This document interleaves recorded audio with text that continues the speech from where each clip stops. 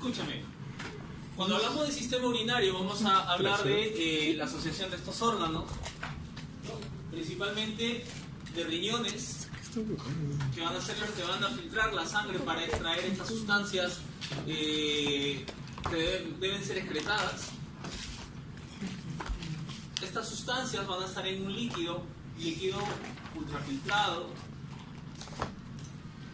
que va a ser recolectado por estos túbulos que se van a denominar uréteres, que van a llegar a esta vejiga, que va a ser el contenedor de esta sustancia, la que vamos a llamar orina, y posteriormente será eliminada por la uretra.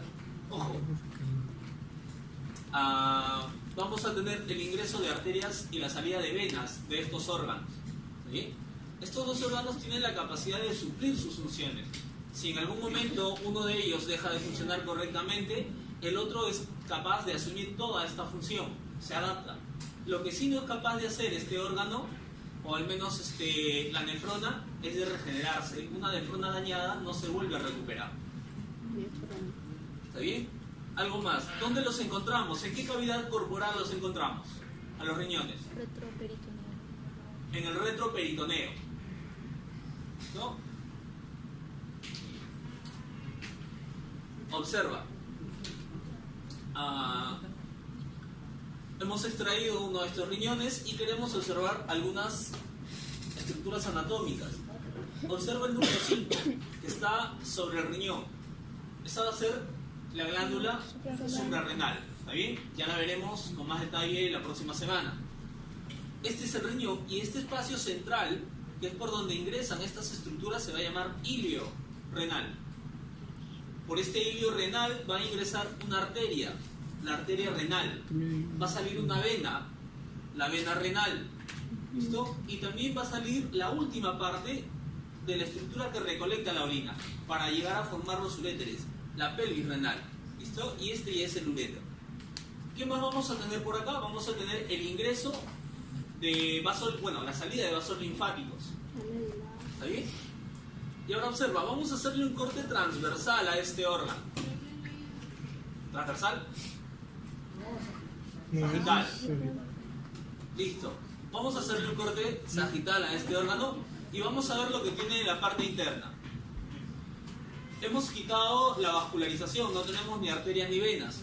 Observa esta parte de coloración continua en la parte externa. A eso le vamos a llamar corteza renal. En la parte más central vamos a observar estas manchas de forma triangular, algunas. ¿Listo? Esta zona donde se encuentran estas manchas se va a llamar médula renal. Esta médula renal, donde te señalé estas manchas, pues esas manchas tienen nombre. Esas manchas en formas triangulares se van a denominar pirámides. Pirámides renales o pirámides de Malpighi. ¿Listo? Entre pirámide y pirámide vamos a encontrar estas prolongaciones de la corteza o de la misma coloración que la corteza. Observa. Estas van a ser las columnas de Bertini. Acá en este extremo de las pirámides se van a formar las papilas renales. Estas papilas renales es donde se van a colectar a manera de un pequeño coladorcito una serie de tubos que vienen por las pirámides de Malpighi. ¿Listo? Con el contenido de ultrafiltrado. Y este ultrafiltrado se va a ir recolectando en estas estructuras, que se van a denominar cálices menores. Estos cálices menores van a llegar a formar este otro cáliz, un cáliz mayor, cálices menores, cáliz mayor, cálices menores, cáliz mayor. Y siguen recolectando el ultrafiltrado. Y estos cálices mayores van a llevar a este ultrafiltrado y a la orina a esta estructura ya única. ¿No? Esta va a ser la pelvis renal. Esa pelvis renal, saliendo por el hilio renal, va a dar paso después al uréter. ¿No? Uréter que ya va a conducir el ultrafiltrado, ya la orina, hacia la vejiga.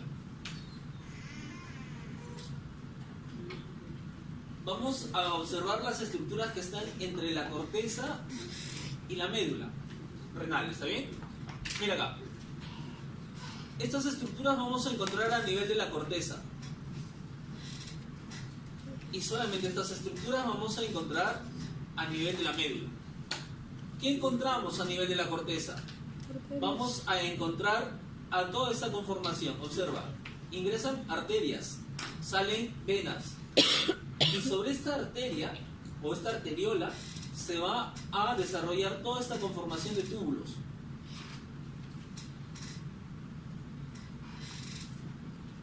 En la parte medular vamos a encontrar principalmente, no únicamente, sino principalmente a esta estructura, el túbulo colector. Mira que te voy a explicar cómo va esta estructura.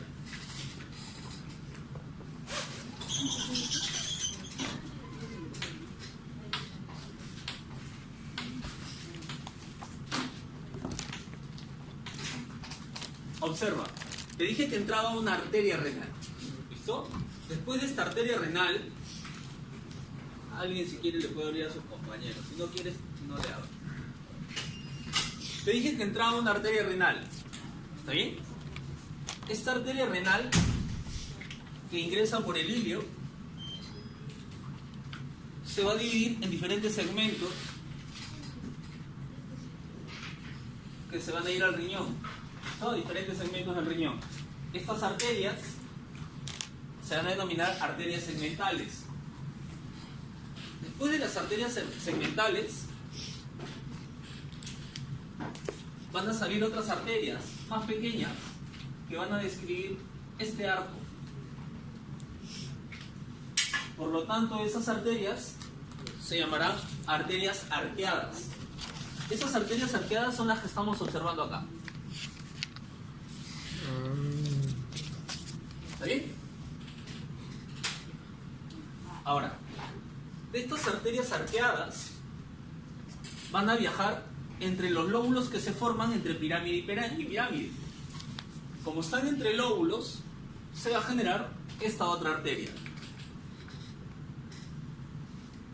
La arteria interlobulillar.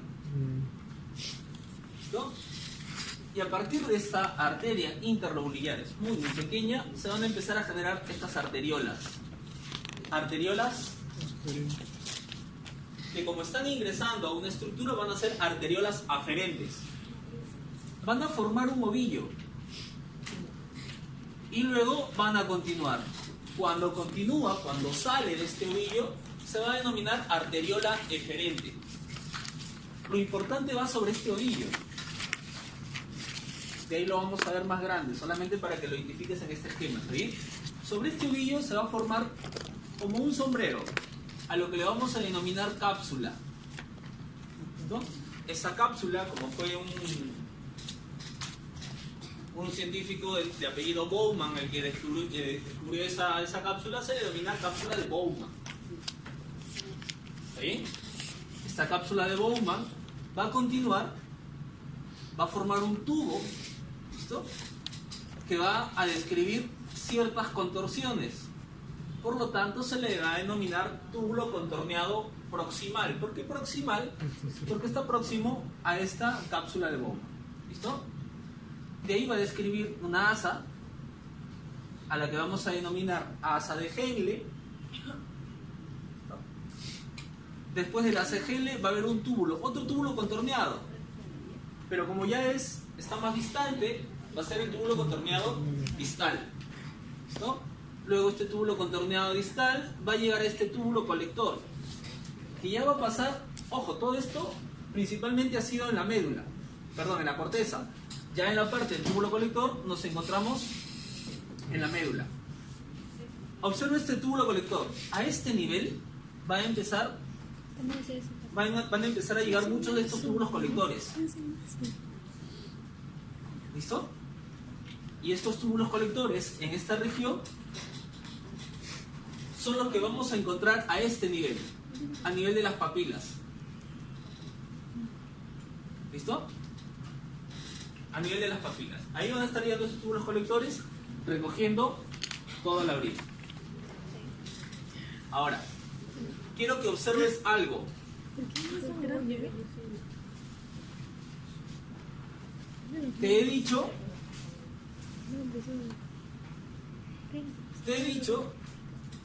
que esta es la arqueada, la interlobular, la arteriola aferente, la arteriola eferente, pero no se termina ahí.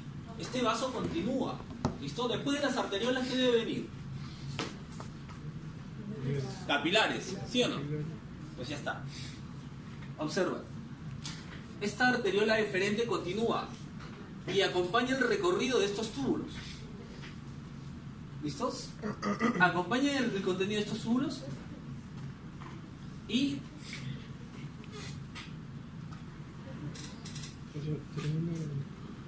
los capilares van a estar alrededor de estas estructuras, entre los túbulos contorneados proximal y el asa de Henle y el túbulo contorneado distal. O sea, ahí termina. A este nivel van a estar los capilares. Y ya después de haber acompañado a estos túbulos, este capilar que tiene un extremo arterial y un extremo, ojo, esto va así, alrededor de los túbulos, los capilares, con un extremo arterial y un extremo venoso. ¿Listo? Ya van a continuar como venas. ¿Está bien? Venas que van a tener el mismo nombre de las que originaba, el mismo nombre que las arterias. ¿Listo? Vamos a tener entonces una vena interlobular, una vena arqueada, una vena segmental y una vena renal. ¿Está bien?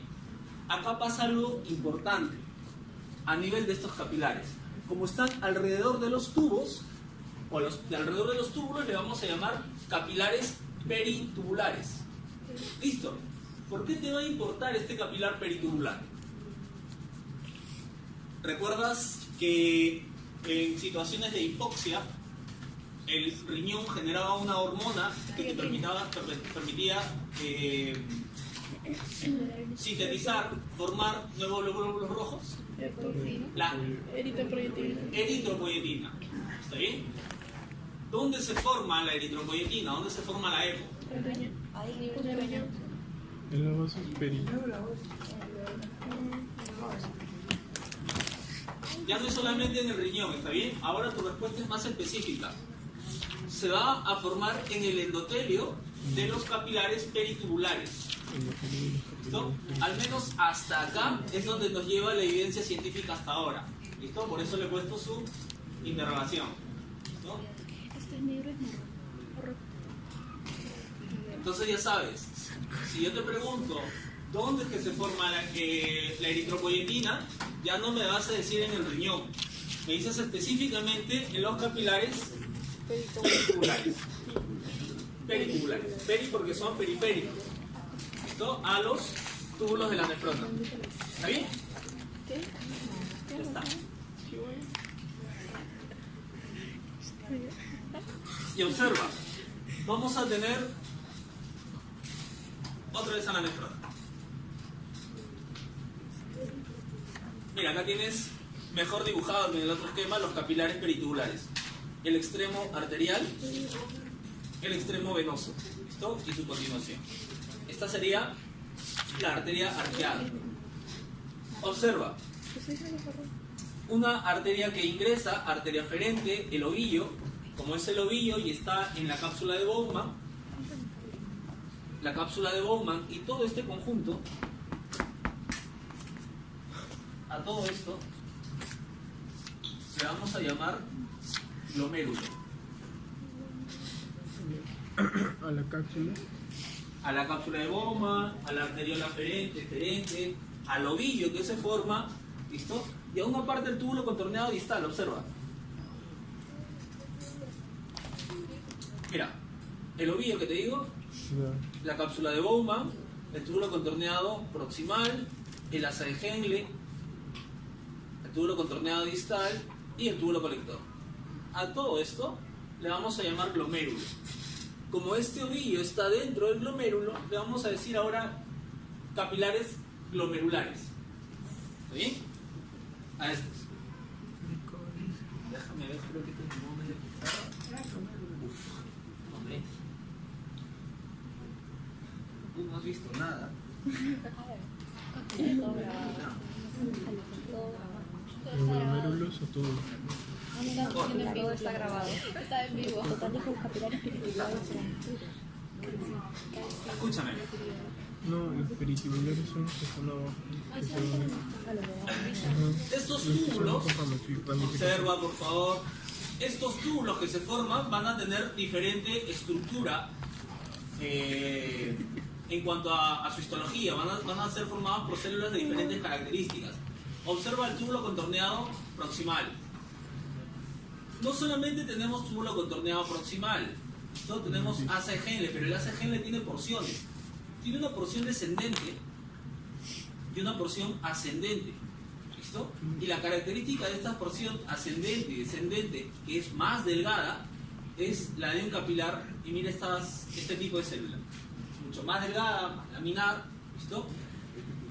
Y va a continuar en la parte ascendente con esta asa de Henle gruesa, que va a tener estas características histológicas.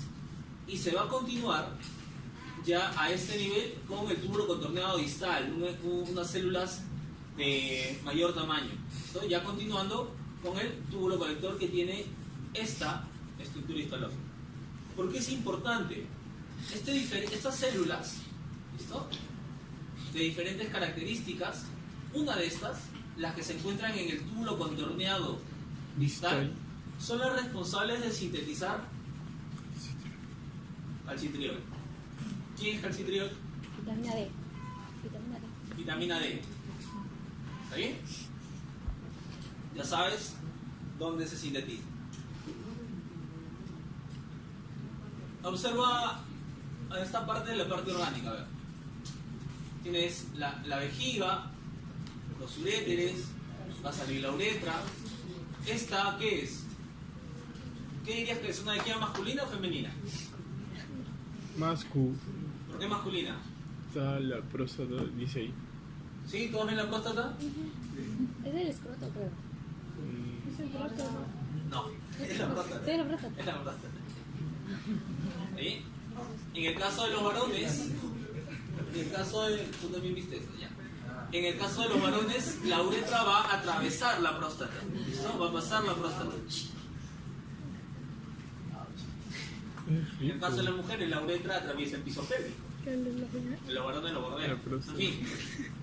En el caso de los varones, por eso es que algún problema a nivel de la próstata, una hipertrofia benigna, si quieres, de próstata, va a complicar el vaciamiento vesical. ¿Listo? Porque va a estar presionando la uretra y no va a permitir la salida de orina. Por eso es que muchas veces hay que extirpar esta próstata con las complicaciones que esto trae. Observa, en promedio esta vejiga puede almacenar entre medio litro de orina, ¿no? Su distensión es lo que te va a provocar el reflejo de la micción, con inervación del sistema nervioso autónomo. Ya vemos eso después. Lo que te decía, en el caso de las mujeres, ¿cuál es la vejiga? Esta. Esta. En el caso de las damas, la uretra va a tener entre 3.5 centímetros de largo. ¿Está bien?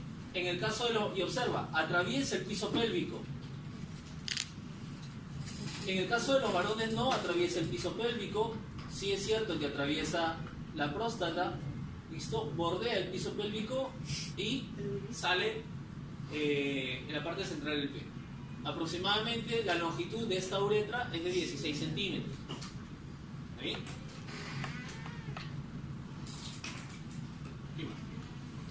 Pero veamos ahora cómo está funcionando. Cómo funciona este riñón. Cómo se pinta. Ojo, si no te lo he mencionado, la unidad anatómica y funcional del riñón va a ser la nefrona. ¿Cuánta sangre reciben los riñones al día? Ya, ¿cuánta sangre reciben los riñones por vez, por minuto más o menos? 5 litros. ¿Cuánto? 5 litros. 5 litros. ¿Mucho? 3. Todos que están bien. ¿Qué también sí está? Entre 1 litro y 1 litro y medio. ¿Sí? por minuto. Esto va a ser, si es que haces matemáticas, Diga, diga.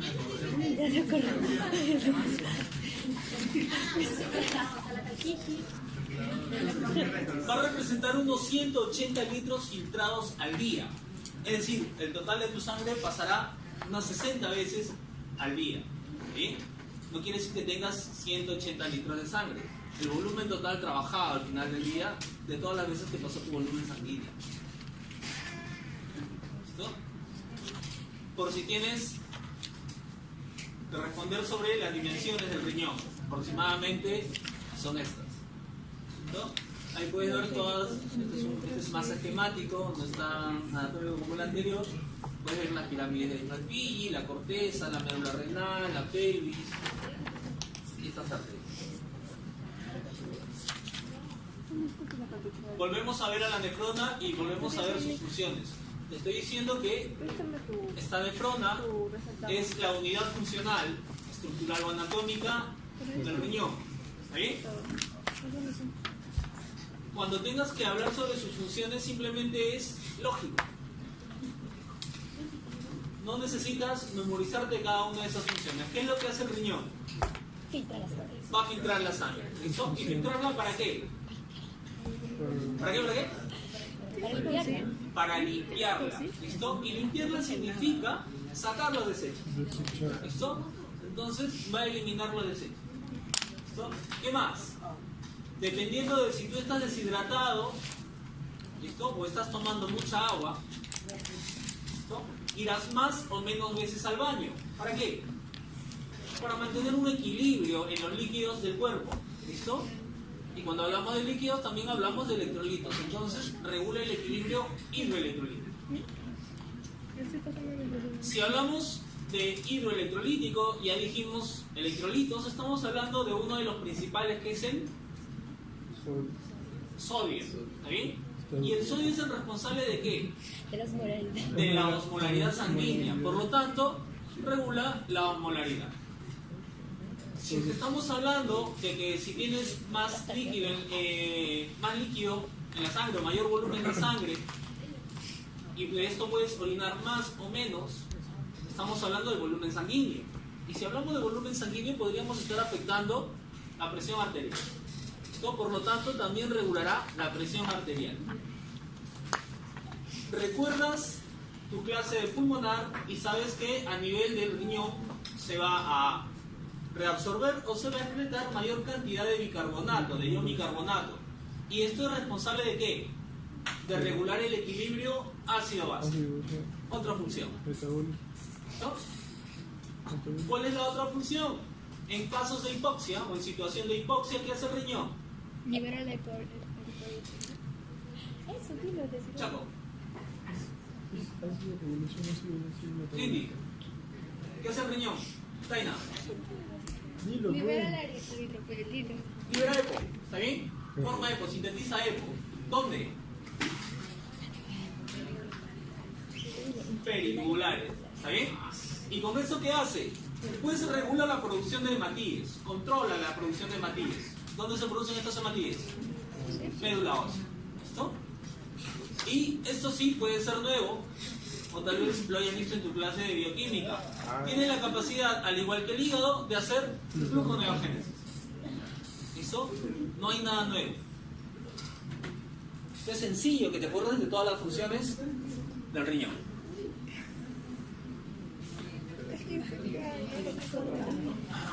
¿Qué cosa? El pasito no se acuerda de ninguno. Ah, en el pasito. ¿Cómo hace la gluconeogénesis? Junior tiene dudas. No, pues es Gluconeogénesis. La glucosa es Su compañera dice, su compañera Núñez dice, yo no, profesor, mi compañero Junior tiene una duda, pero yo también quiero saber. Cuando me convocan a la selección, ¿listo? Yo voy al baño demasiadas veces. ¿Por qué? Ahora lo vemos. ¿Sí?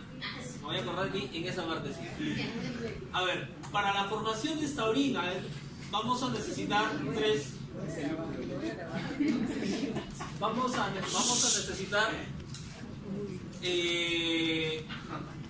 primero que se filtre la sangre. Esto se va a filtrar a este nivel. Después vamos a necesitar que se reabsorban algunas sustancias importantes. Y por último vamos a necesitar que se secreten algunas sustancias que no se han filtrado. Vayamos pasito a pasito. Suavecito. ¿No? La filtración glomerular. Te había dicho que esto es el glomérulo. Lo había encerrado en un círculo y ahora ya lo tenemos más grande. ¿Está bien? Abierto no, más grande. ¿Listo? Esta, ¿qué he puesto acá? Observa. Esta sería la arteriola aferente. ¿Listo?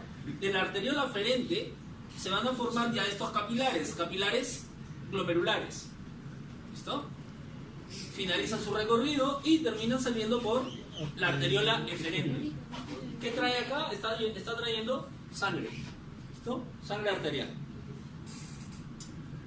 Esta formación alrededor de este ovillo, de estos capilares glomerulares, es la cápsula de Bowman. Una cápsula que va a tener un extremo vascular, obvio, porque entran las arteriolas, y otro extremo, ¿no? El extremo binario. Porque a este nivel se va a empezar a formar el ultrafiltrado. Mira, está ensayando, te voy a sorprender. Ingresa una arteriola, ¿cómo se llamaba la que ingresa? Aferente. Aferente, ¿verdad? Forma este ovillo, no me digas nada, así me lo aprendí, y sale esta otra arteriola. ¿Cómo se llama esta arteriola? Eferente. ¿No? Se forma esta cápsula, ¿recuerdas? Sí. Cápsula de Bowman. ¿Listo? Tiene esta formación. A ver si me sale. Listo, gracias. ¿Listo? Y tienes al asa de Henle, ¿verdad? Asa de Henle que se engrosa, ¿listo? Que tiene una porción gruesa. El asa de Henle va a seguir otro túbulo. ¿Cómo se llama ese túbulo?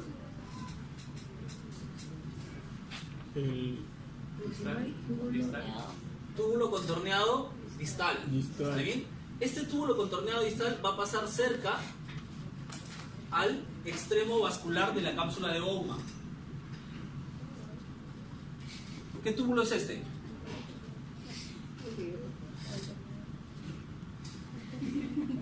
Proximal. Túbulo contorneado proximal. ¿Listo? ¿Y esto qué será? El distal. Túbulo contorneado distal. ¿Listo? ¿Cómo dijo? Túbulo contorneado distal. Proximal distal. Si ya las he puesto.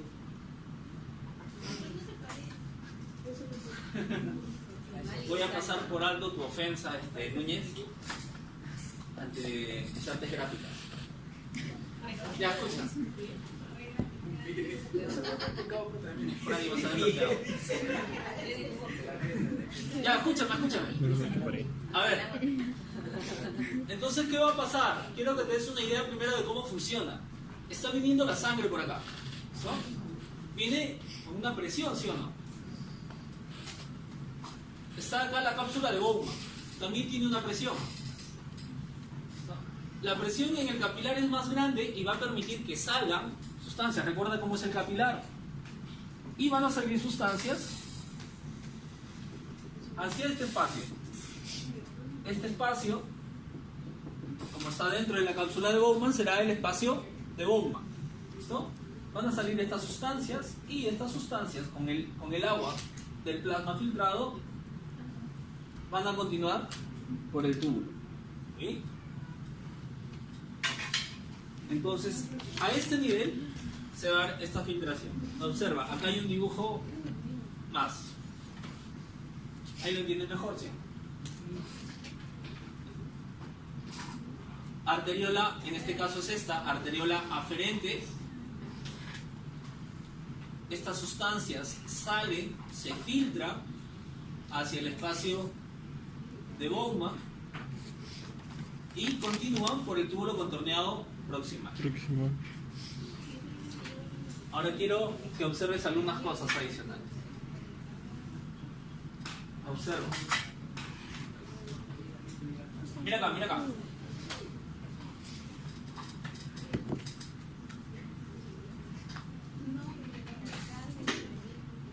Mira acá. Te he dicho que este es un capilar. Pero observas esa estructura amarilla sobre este capilar. ¿Tú recuerdas que el capilar es solamente el endotelio? Ajá. ¿Listo? Pero mira, acá observas otras estructuras. Eso quiere decir que este capilar es un capilar muy especial. Y observa, te voy a mostrar lo especial que es. Esta es la conformación del capilar. Va a estar compuesto por 3 capas.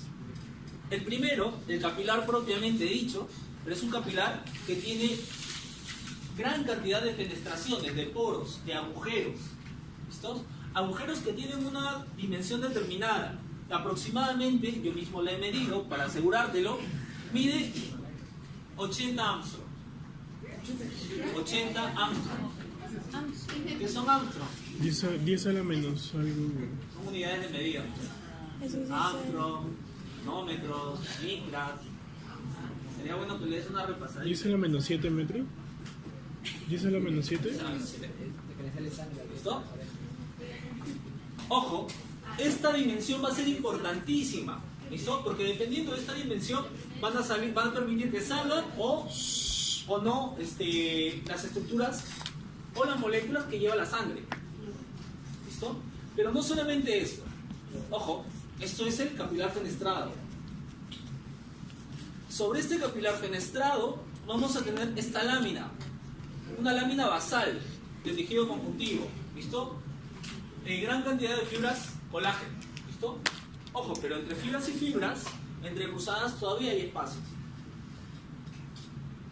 Sobre este colágeno, sobre estas fibras de la lámina basal, se va a encontrar estas células, obsérvalas. Este es un podocito. El podocito significa célula de pies, que tiene pies. ¿Listo? Y estos son sus pies.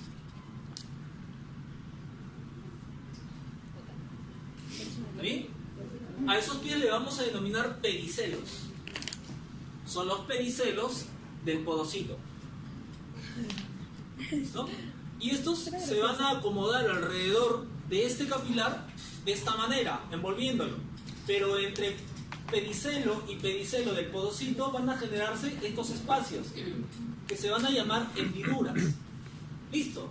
Ahora, una característica adicional de todo este capilar es que este capilar, el endotelio de este capilar tiene carga negativa. Ya. Esta lámina basal tiene carga negativa. El podocito, sus pedicelos, tiene carga negativa. ¿Qué quiere decir?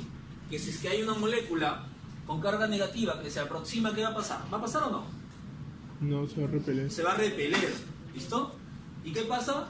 Si es que la que quiere pasar es una positiva, ¿la positiva pasa o no pasa? Sí, se atrae. Siempre pasa la positiva, ¿sí o no?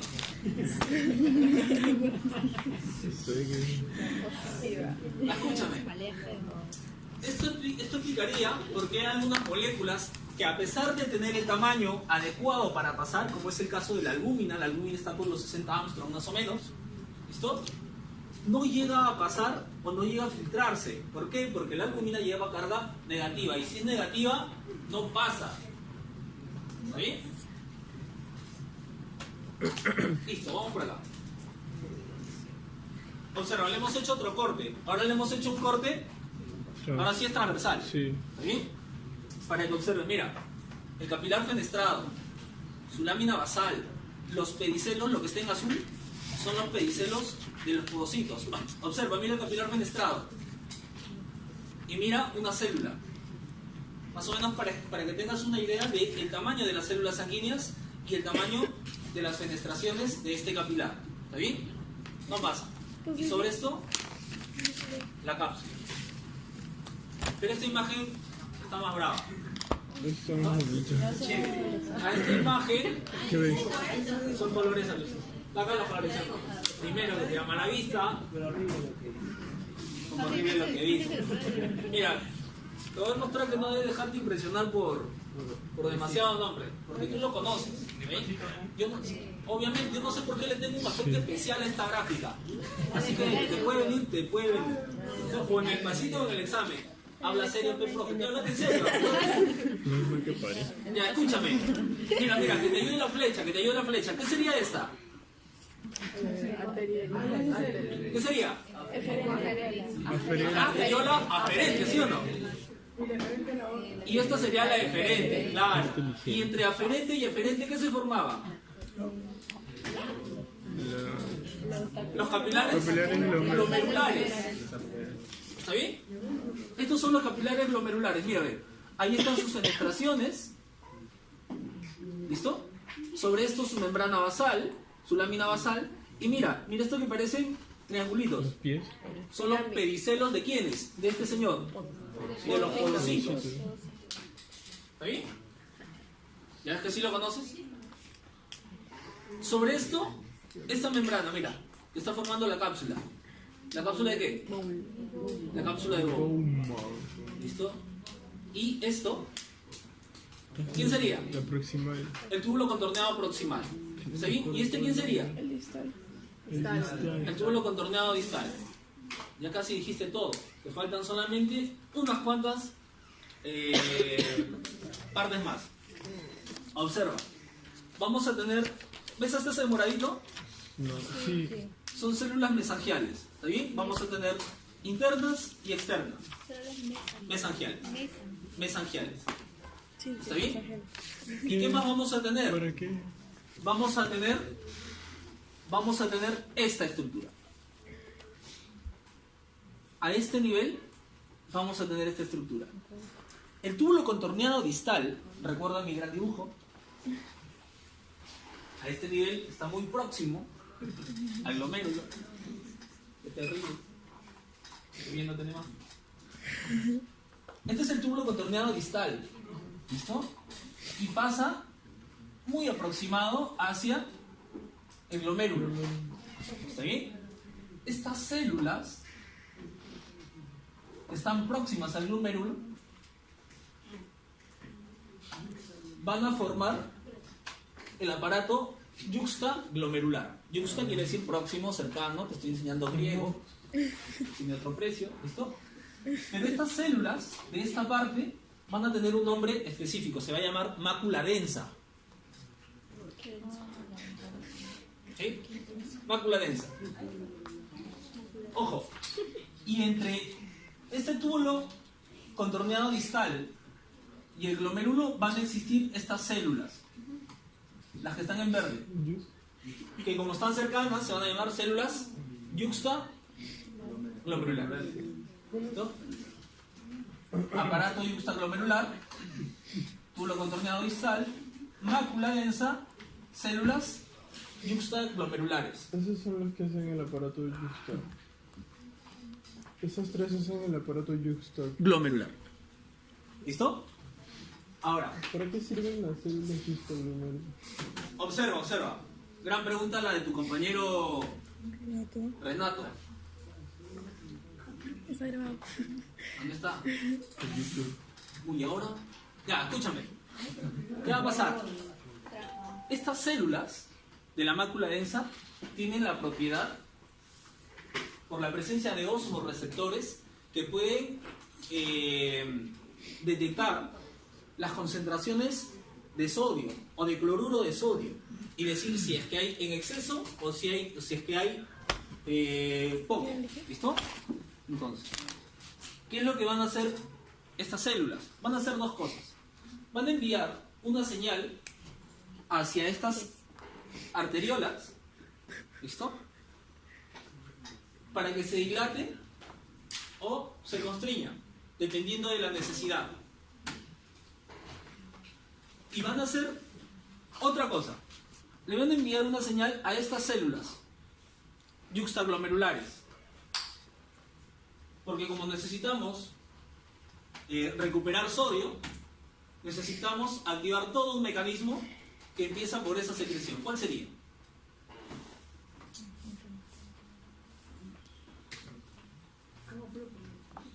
Ya, te lo digo más fácil, ya te digo. Va a enviar una señal, la mácula de estas células de la mácula densa envían una señal a estas células yuxtaglomerulares para que secreten renina.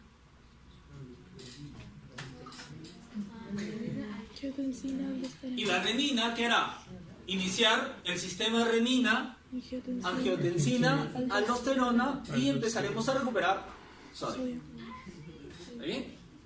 Entonces, cuando yo te pregunte dónde se genera o dónde se sintetiza la EPO, ya sabes.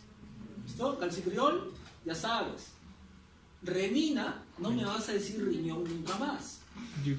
¿Listo? Me vas a decir, profesor, las células yuxtaglomerulares del complejo o del aparato yuxtaglomerular. ¿Está bien? Veamos algo más y después vamos viendo cómo funciona esto en las situaciones de poco o exceso de sodio. Mira que todo esto ya te lo sabes, ¿ah?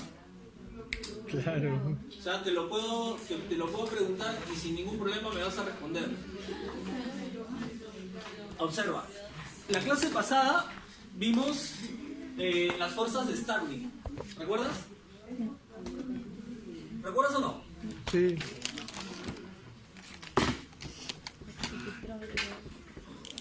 Las fuerzas de Starling eran así, más o menos. Tenías un extremo arterial en el capilar y tenías un extremo venoso.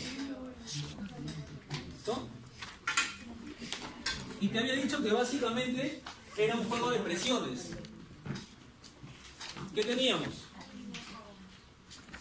Teníamos una presión en el capilar.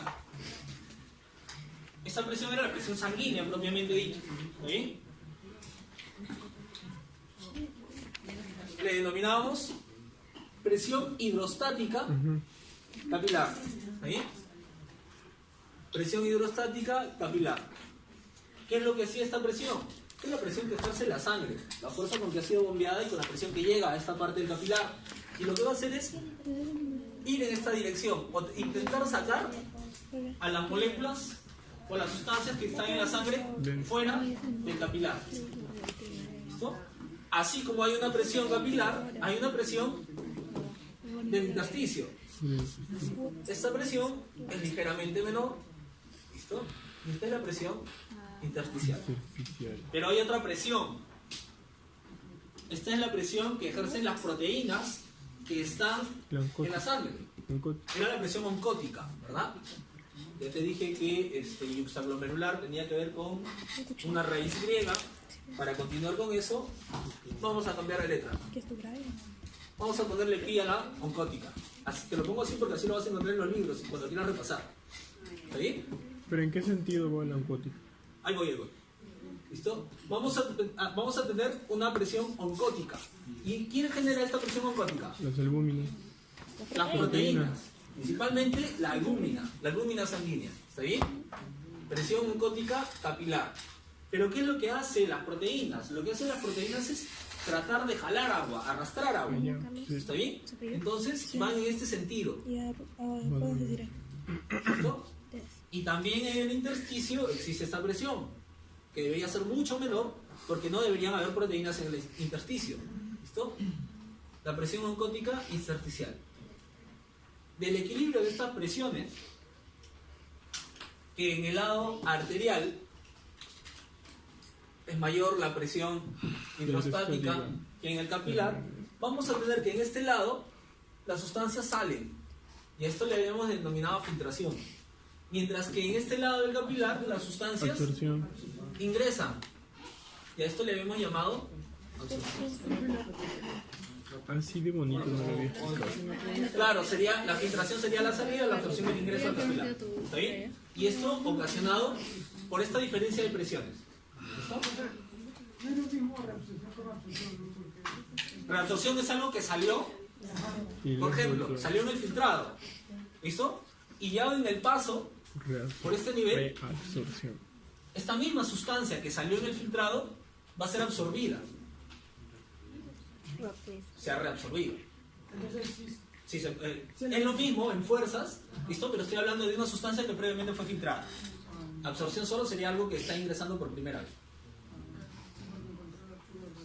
bien? Ahora observa.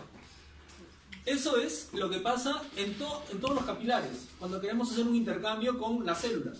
Vamos a un tejido, queremos pasar nutrientes, los filtramos. Los absorbe la célula. La célula genera desechos, ponte CO2, ¿listo? O ponte un desecho, bueno, urea, ¿listo? Se absorbe en el lado capilar por estas fuerzas. ¿Está bien? Pero eso es en todos los tejidos. ¿Qué pasa en la cápsula de Bowman? Observa, acá te he esquematizado un capilar. Esta es la cápsula de Bowman. ¿Está bien? Y vas a tener las mismas presiones. Presión hidrostática en el capilar glomerular. Esta. ¿Listo? Presión hidrostática de la cápsula de Bowman. Ojo, la presión hidrostática del capilar es mayor. ¿Está bien? Esta es la presión oncótica del capilar glomerular. No, esta, claro. La presión de las proteínas va a hacer que esta fuerza se vaya en esta dirección. ¿Listo? Y la presión oncótica de la cápsula de Bowman debería hacer que las sustancias salgan en esta dirección. Pero ojo, no pueden haber proteínas a este nivel. ¿Por qué no pueden haber proteínas a este nivel? Porque el capilar... Claro, por eso. Porque no te permite el paso. Por la... Te había dicho que negativo. Ese capilar glomerular, que tiene solamente 80 Armstrong de diámetro, permite pasar ciertas sustancias. Me olvidé de las positivas, eso sí no te digo. Me olvidé decirte qué sustancias pasan con facilidad. Pasan moléculas pequeñas. ¿Quién va a pasar? Va a pasar definitivamente toda la glucosa. ¿Quién más? Aminoácidos. Aminoácidos pasan. ¿Listo? Ojo, aminoácidos, ¿eh? ¿Qué más pasa? Los electrolitos pasan libremente. ¿Está bien? ¿Quién más pasa? Urea pasa. ¿Listo? Creatinina también pasa. ¿Quién no va a pasar? Mira, te he dicho glucosa. Aminoácidos pasa. ¿Proteínas pasarán? No. No, porque son muy grandes. Lípidos. ¿Listo? Pasan algunas pequeñas, ¿listo? Pero las que son positivas. Las negativas, como la albúmina, pasan muy poco. ¿Está bien? Los lípidos, ¿pasan los lípidos o no?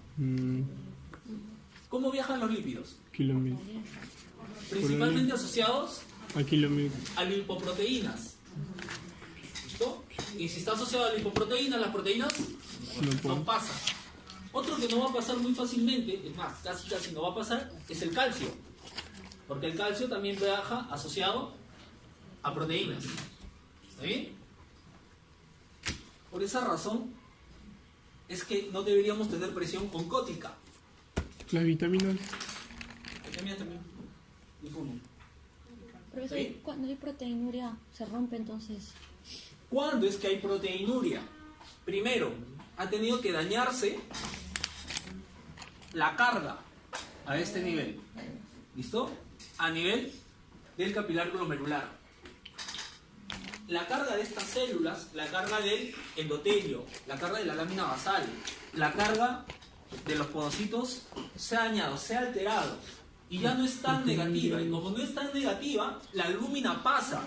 Te dije que el tamaño era suficiente para que pase por esas fenestraciones. Lo que impedía que pase la albúmina era la carga. ¿Está bien? Pues cuando se altera la carga de este endotelio, pasa la albúmina. Y si nosotros encontramos proteína a este nivel, ya hay un daño. ¿Listo? Hay un daño en el glomérulo. Y esto es a lo que se conoce como proteinuria. No deberíamos encontrar nada de albúmina en la orina. ¿Listo? Ni glóbulos rojos. Sangre de orina. ¿Te viste el esquema? ¿Está bien? Por lo tanto, Pero esta sangre es otra cosa. presión oncótica de la cápsula de Bowman debería ser 0. Y es ahí donde dices lo de proteinuria. Si es que yo tengo una presión oncótica que incrementa las fuerzas hacia la cápsula de Bowman, voy a tener una variación de todas estas presiones. ¿Listos? Y por lo tanto, ya tengo la función renal comprometida. La alteración de estas fuerzas, por la presencia de proteínas al exterior de los capilares glomerulares, va a impedir este intercambio, va a impedir la reabsorción. ¿Listo? Entonces, te he dicho que se da filtrado y se da absorción. En este caso, no vamos a tener netamente absorción porque no son nuevos, van a ser sustancias que se han filtrado y van a volver a ingresar, por lo tanto hablaremos de reabsorción. Observa, esta es la nefrona. El túbulo distal normalmente iría por este lado, lo hemos puesto por este lado para que se entienda un poco más el esquema. Viene la arteriola aferente, ¿listo? Los capilares glomerulares. Por este juego de presiones se van a filtrar sustancias y agua al espacio glomerular o al espacio de Bowman y va a continuar por el túbulo contorneado proximal. Observa que la filtración solamente se da en el glomérulo, no hay filtración a otro nivel, que puede ser pregunta, ¿no? Esta arteriola continúa con la arteriola eferente que va a acompañar todo el recorrido de estos túbulos y los va a acompañar en formando capilares peritubulares. ¿Recuerdas? Sí. Capilares peritubulares que tienen un extremo arterial y un extremo venoso. Pues este extremo, estos capilares peritubulares, es con los que se va a dar el intercambio de sustancias. Te dije que acá generalmente filtraba glucosa, filtraban los electrolitos, filtraban los aminoácidos, filtraba urea, filtraba creatinina. ¿Listo? Algunos filtran al 100%, algunos no. En el caso de glucosa, aminoácidos, electrolitos casi todos filtran al 100%. Pero como eso es útil, la glucosa es útil, no debería estar en orina, me sirve, voy a reabsorberla. ¿Listo? Y voy a empezar a reabsorberla a este nivel, al nivel del túbulo contorneado proximal. Van a haber otras sustancias que no necesito y necesito excretar y que no han sido filtradas, pues las excretaré a este nivel.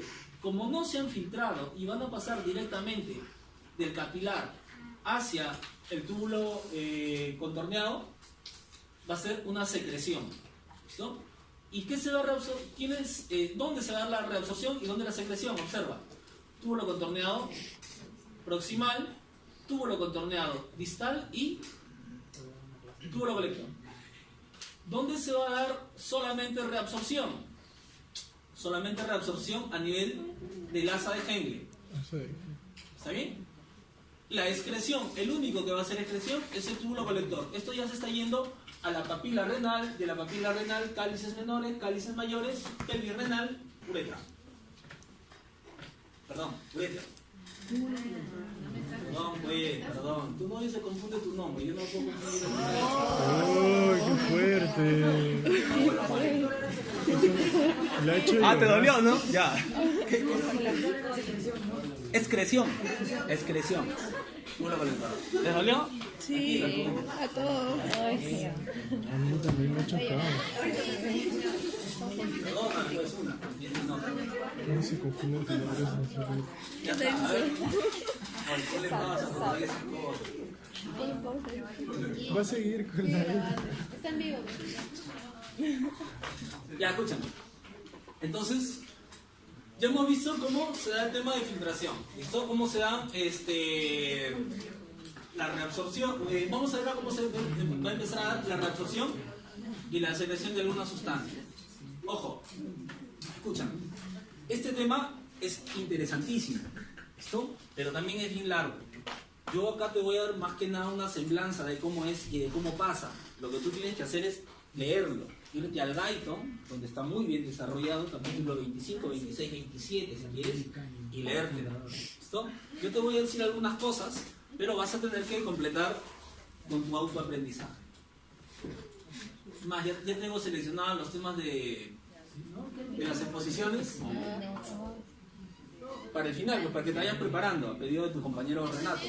¿Listo? Y lo voy a subir y tiene lo de... Tenía que subirlo esta semana. Todavía no acaba. No sienta la presión.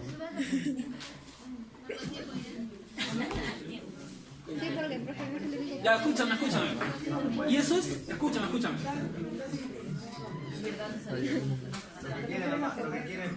Los que no quieren exponer, Pues es sencillo, doctor. Cero. Hay alguna gente que siempre está de acuerdo y hay otra gente que se resiste. ¿Listo? Pero somos una democracia. Ustedes como grupo Ya, digan que no.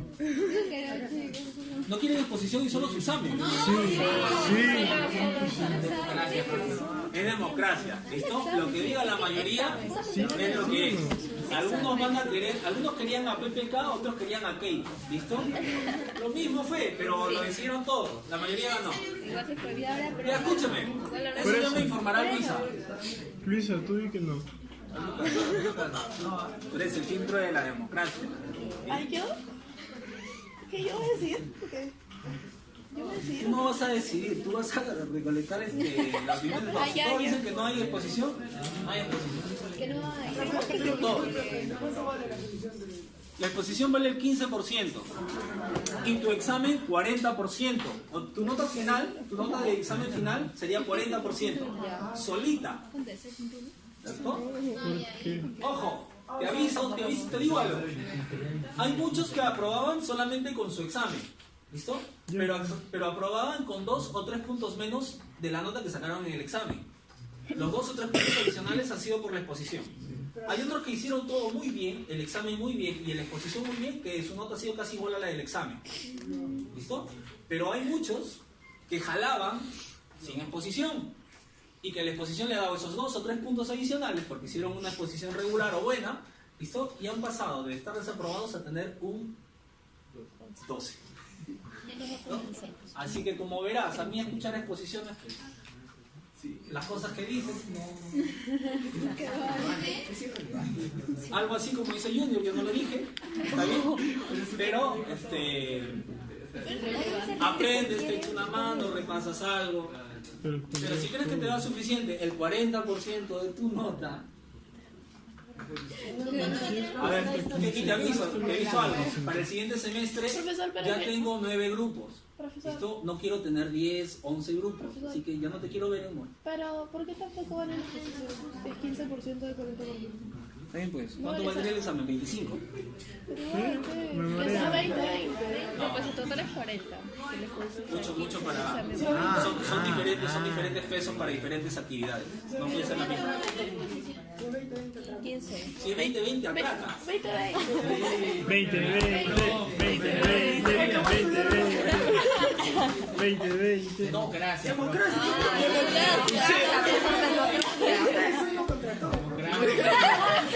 Él es el profesor. Ya, escúchame. Pasado esta situación, cosa que voy a casi ignorar, solamente me dice si lo quieres o no. Vamos acá. ¿Sí? Ojo, este es uno de los esquemas, hay un montón. Este es uno de los esquemas que me han parecido más útiles para explicarte algunas cosas sobre todo el proceso de filtración, reabsorción, secreción y excreción. Escúchame. No le entendí nada. Quiero que te vayas guiando. Repito. Quiero que te vayas guiando con esta leyenda. Mira la flecha roja, significa transporte de clorosodio, las moraditas de cloruro de sodio, difusión de urea en el caso del verde, y el negrito va a informarnos sobre cómo es el movimiento del agua. Escúchame. Te he dicho que casi todas las sustancias se filtran a nivel de glomérulo. ¿Está bien?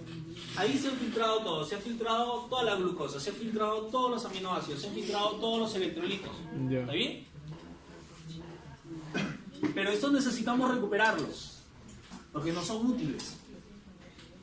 ¿Está bien? Va a empezar la recuperación a nivel del túbulo contorneado proximal. Pero va a empezar de diferentes formas y con diferentes mecanismos. Gracias, Renato. En la primera mitad del túbulo contorneado proximal se va a reabsorber casi toda la glucosa y casi todos los aminoácidos. ¿Listo? Y se van a reabsorber por o a través de transportadores de membrana. ¿Listo? SGLT para el caso de la glucosa. También hay algunos GLUTs pero los GLUTs básicamente para sacar glucosa para sustrato energético. ¿Listo? Acá es para reabsorción. Y CHC, si no me equivoco, para el ingreso de aminoácidos. Pero ¿qué va a pasar? Este transporte por estos transportadores de membrana va a ser cotransporte para el sodio. Lo que quiere decir que mientras está pasando, imagínate que este es el epitelio. ¿Listo? Y por acá hay algunos transportadores. ¿Listo? Entra la glucosa y como transporte ingresa el sodio. Ya. ¿Está bien? Puede ser un transportador de aminoácidos, ingresa el aminoácido y con transporte ingresa el sodio. ¿Listo? Ojo, va a haber transportador para glucosa, otro transportador para aminoácidos. ¿Está bien? Pero de esa forma ingresan hasta la primera mitad. A partir de la segunda, va a pasar principalmente por un intercambiador de hidrogeniones por sodio. ¿Listo? Y eso a nivel de la membrana apical. Recuerda que tú tienes, en las células tienes una membrana apical que está en la luz de la cavidad. Puede ser un capilar, puede ser el tubo gastrointestinal, o puede ser estos tubos locolectores. Esta es la apical, ¿listo? Y vas a tener otra membrana que es la basolateral, que tiene que ver con los lados laterales de la célula y el extremo basal. A ese nivel principalmente por bombas sodio y potasio. Capilares. ¿Está bien? Tanto así va a aprovechar el sodio, estos cotransportadores de glucosa y estos cotransportadores de aminoácidos, que casi en la primera mitad se ha reabsorbido el 65% de sodio. ¿Listo? También se van a reabsorber otros electrolitos, pero estos principalmente. ¿Está bien? Eso lo vamos a tener a nivel de túbulo contorneado proximal. ¿Está bien? Dos formas de reabsorción distinta en la primera y segunda porción, pero se recupera la mayor cantidad de sodio. ¿Está bien? Ya está. ¿Qué también se va a recuperar? También se va a ir recuperando agua. Luego pasamos a esta parte, al asa de Henle, a la parte descendente. ¿Listo? Ojo, a este nivel, las características del ultrafiltrado son las mismas que del plasma. Por eso es que hablamos de una solución o un ultrafiltrado isotónico. Conforme va avanzando hacia el asa de Henle, la reabsorción se hace mayor, pero solamente la reabsorción de agua. ¿Está bien? Se reabsorbe agua en grandes cantidades en el asa de Henle descendente, mas no se absorben electrolitos u otras sustancias. Por lo tanto, por esa gran cantidad, por esa reabsorción de agua, vamos a tener una solución de ultrafiltrado hipertónica. Como ahora es hipertónica, lo que va a seguir en el asa de Henle ascendente es que ya no se va a reabsorber agua. ¿Listo? Tenemos diferencia de concentración en el caso de los solutos y va a empezar a reabsorberse ahora por difusión, principalmente cloruro de sodio a nivel del asa de Henle delgada ascendente, que cuando cambia al asa de Henle ascendente gruesa, vuelve a reabsorberse sodio y cloro de forma independiente, ¿sí? Transporte activo, empleo de ATP. Ojo, no se reabsorbe agua en el asa de Henle ascendente. Recién se vuelve a reabsorber agua después que se han reabsorbido estas sustancias. Ahora tenemos una solución hipotónica y se termina de absorber el resto de agua en el túbulo contorneado distal y en el túbulo contorneado, perdón, en el túbulo colector. ¿Sí? ¿Qué otra cosa se da a este nivel? A nivel del asa de Henle ascendente se va a secretar urea. ¿Listo? Y al nivel del túbulo colector se va a recuperar, se va a reabsorber, pero el 50% de lo que había sido secretado. De tal manera que acá secretamos 100%, perdón, acá secretamos 100% y acá reabsorbemos el 50%. ¿Está bien? Y todo lo demás a excretarse aproximadamente entre litro 200 y litro y medio al día. ¿No? Ahora observa, estas son las sustancias que te estaba hablando desde hace rato y su porcentaje de filtración. Mira, la glucosa se filtra totalmente, el 100% de la glucosa sanguínea, pero se reabsorbe también el 100%. El bicarbonato casi se recupera totalmente, muy poca se excreta. ¿Cuándo cambiarán estas proporciones? Acidosis. ¿Listo? Acá variamos esta reabsorción. El sodio casi se recupera totalmente. Tu principal pérdida de sodio, ¿a qué nivel se va a dar? ¿Cuánto es picado? Cutánea, sudas, pierdes electrolitos. A nivel urinario se va a recuperar la mayor cantidad. ¿Está bien? Cloro también se va a recuperar la cantidad. El potasio se va a perder cierta parte, ¿listo? Por las características del transporte. Recuerda la bomba sodio y potasio, vamos a tener cierta pérdida de potasio. Van a haber algunos diuréticos que nos permitan ahorrar mayor cantidad de potasio en esta pérdida, inhibiendo esta bomba, y a estos serán los diuréticos ahorradores de potasio. Eso ya lo ves en fármaco. La urea se va a recuperar el 50%, la creatinina no nos sirve.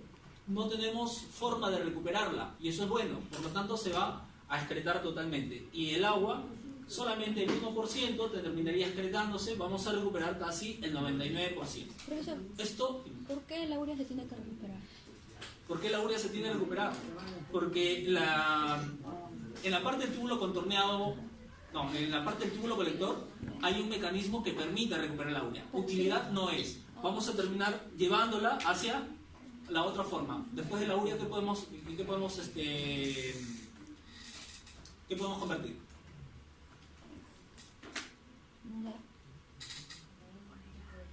Esta urea va a seguir circulando. ¿Como ácido úrico? Como ácido úrico. Va a seguir circulando, ¿listo? Y puede llegar incluso a reabsorberse a través de, por ejemplo, linfático, ¿listo? Y va a seguir circulando. Siempre va a haber una circulación relativa de urea, por eso es que lo usamos incluso como marcador bioquímico. ¿Está bien? Utilidad no tiene, pero va a seguir excretándose. Su tasa de excreción es del 50%. La creatinina sí no la podemos reabsorber. No hay, en el túbulo colector no hay una célula, no hay un mecanismo activo que recupere la creatinina. Si me dicen por qué, básicamente no existen fallos, pero permite la histología permite que se recupere urea. ¿Sí? El agua, 99%. Estas son las que se filtran libremente por el tamaño y también se recuperan libremente. Estas son las que filtran poco. La microglobulina, alfa y beta, principalmente porque son positivas. Su tasa de filtración es aproximadamente el 60%. La lúmina, no. Casi no se filtra. ¿Sí? Se filtrará el 0.5%. Es decir, tengo 100 gramos de lúmina. Se filtrará menos de 1 gramo. ¿Y quiénes no se filtran? Inmunoglobulinas, gran tamaño. Ferritinas, célula. Tienen gran tamaño, no filtran. No deberíamos encontrarlo. Si encontramos, ¿qué pasa? Estamos hablando de problemas renales. ¿No? ¿Cómo es la fisiología de la micción?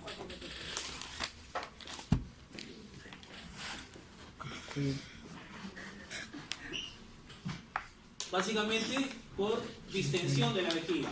La vejiga se distiende, se activa, este estímulo llega al sistema nervioso autónomo, parasimpático, simpático, el parasimpático se activa y va a relajar tu esfínter interno. ¿Listo? Pero tú justo estás regresando a tu casa y te agarra ese reflejo arriba del puente de Havich. Y tú todavía te bajas en Atocongo. O sea, tienes que ajustar. ¿Listo?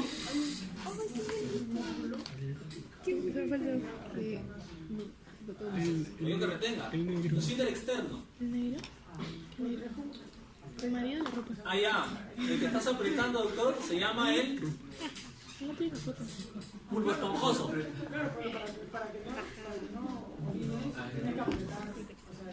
Ahí, ese es otro.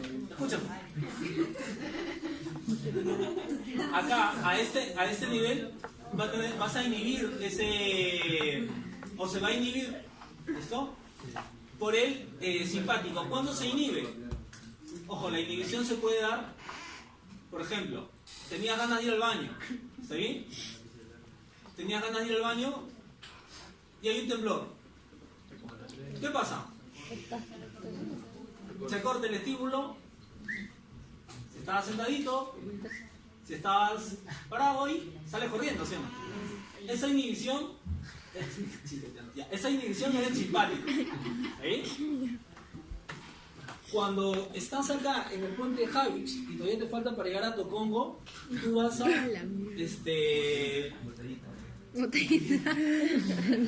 vas a contraer un músculo que sí es voluntario, no como el esfínter interno. Vas a contraer el esfínter externo. ¿Listo? Este sí es voluntario y tiene activación del sistema nervioso central. ¿Está bien? Ya cuando llegas a un lugar prudente, o sea, al poste frente al paradero, en el caso de los varones, en el caso de las mujeres es un poco más complicado, vas a relajar este esfínter y terminarás teniendo uno de los momentos más placenteros del día. ¿Listo? El que mencionaba, no sé si es el que mencionabas, pero generalmente para el último volumen de la micción, para sacar el último volumen de la vejiga, estarás contrayendo el bulbo esponjoso. ¿Sí? Para sacar este último volumen de orina que se han quedado en los uréteres. En la uretra, perdón. Sí, perdón, te he dicho ya. ¿Y esto? ¿De quién es ¿Tuya, no, Arturo? A ver, ¿qué callejillos? ¿Cómo se regula todo este proceso? Recuerdos. ¿Qué remolacha? Observa. Te traigo otra vez a esta parte. No probó. ¿Listo? ¿Qué teníamos acá? ¿Recuerdas? El aparato juxtaglomerular.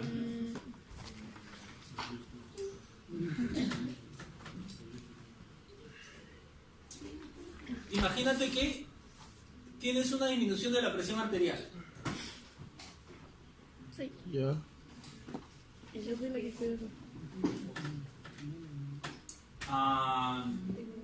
Junior o Núñez, el día de ayer, fueron convocados, ¿listo? Y le han estado echando fulvazo.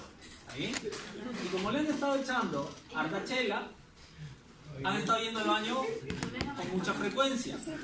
Generalmente esto es diurético, esto no mantiene el equilibrio hidroelectrolítico, disminuye el volumen de sangre. A ti te convocaron pero de suplente. El titular era Junior. Ya está.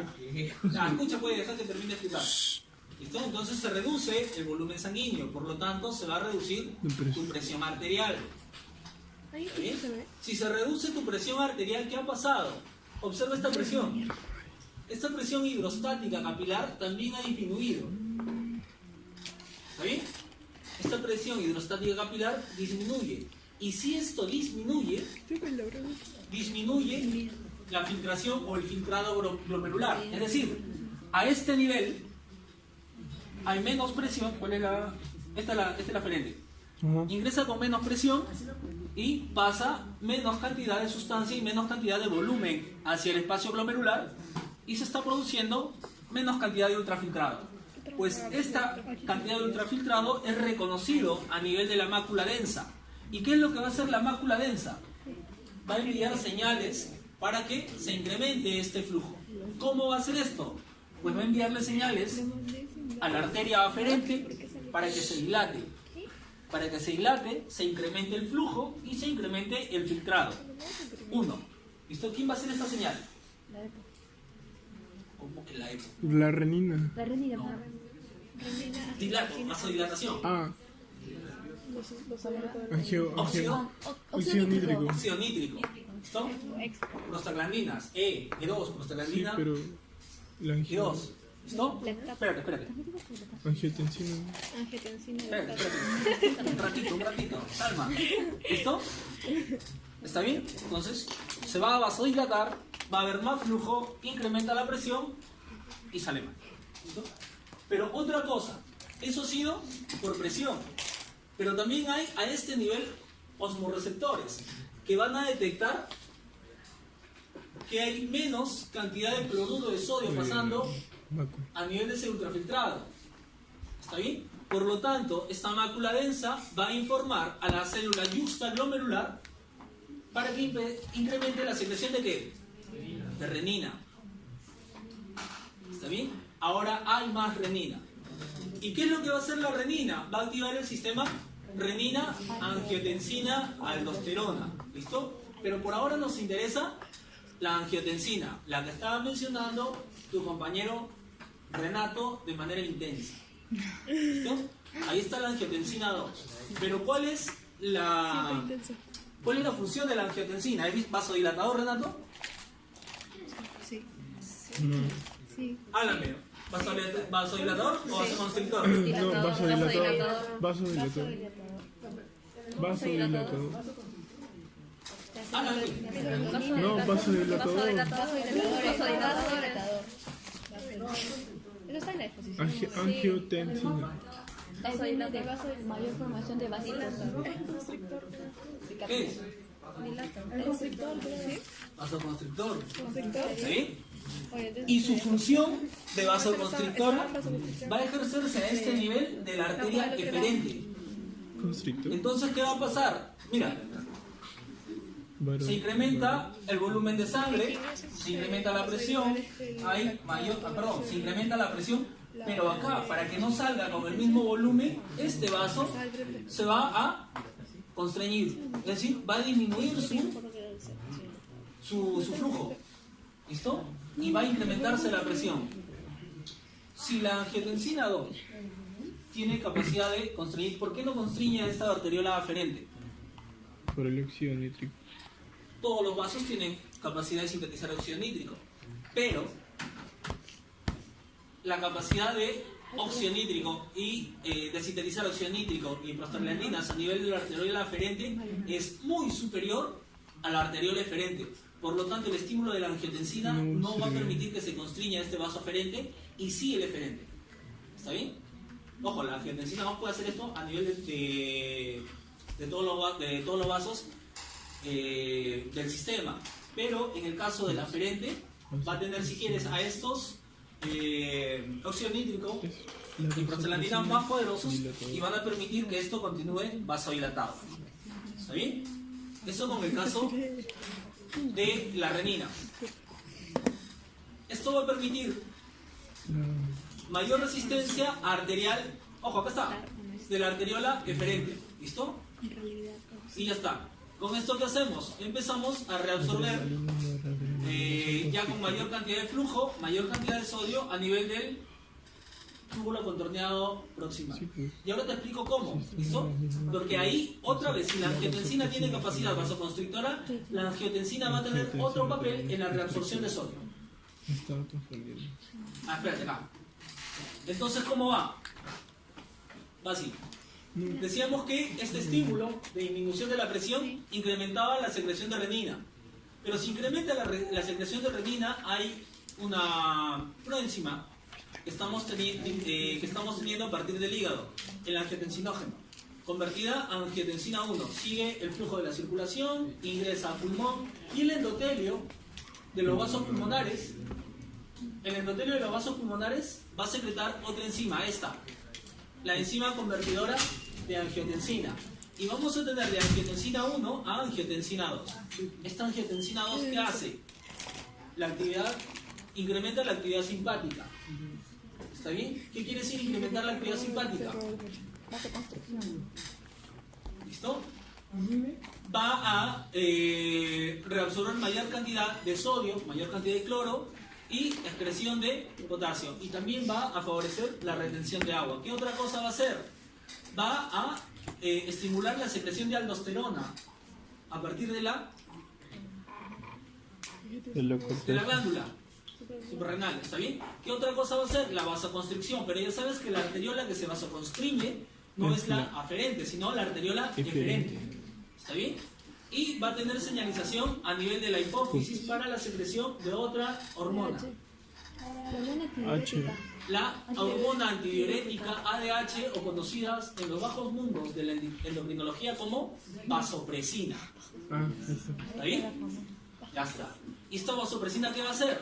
A nivel del túbulo colector, es decir, en la parte final de la nefrona, va a decir no, estás botando mucha agua, empezamos a recuperar. ¿Listo? ¿Y qué va a hacer ahora? Vas a orinar poquito.